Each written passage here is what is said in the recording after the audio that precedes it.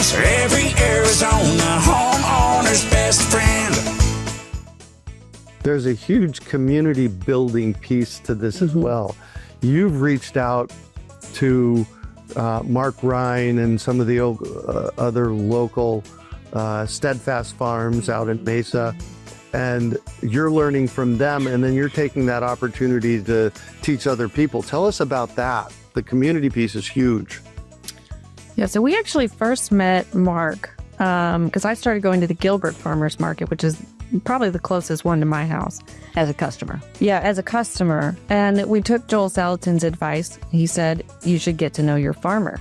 And so every farmer we talked to, we just sat and talked to them as long as they would let us, because, you know, there's always a line. But we got to know several farmers and found out that Mark was having one of his fantastic farm dinners. If you haven't been to one of those, sign up. His farm is amazing. And the dinners are always super, super tasty.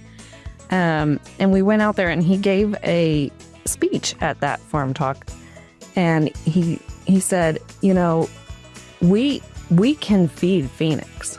We can feed the valley. There's not enough farmers here. We're not competing with anybody, and we can do it together. We don't have to rely on the grocery stores. Not to disparage the grocery stores. You know, I shop at the grocery store. But we can do it. We need 100 farmers. And I think, Greg, you were telling us that we actually need, 80,000 farmers? Yeah. To feed the valley? Yep. And when you say you need 80,000, you're talking backyard farmers, urban farmers.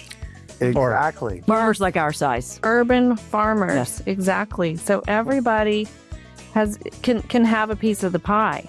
Everybody can get in on this. And we can, you know, reduce our food miles. We can be a more sustainable culture. We can be healthier because we're growing our own food. We can raise our kids to know where the food from the grocery store comes from. You know, chicken doesn't come from the grocery store. You can buy it at the grocery store, but that's not where it comes from.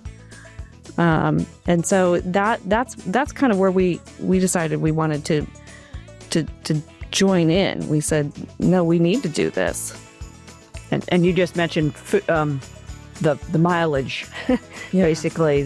That's another. I completely forgot that was one of our thoughts so long ago, that when we've gone through so many other things now, that's one of the reducing those food miles, not buying something that is grown as close to where you are living and consuming it yourself as possible. Not even across the state if possible, and certainly not from another state unless there is absolutely no choice. Those food miles make a lot of difference. That means that crop was picked at an entirely different time than it really ought to have been picked.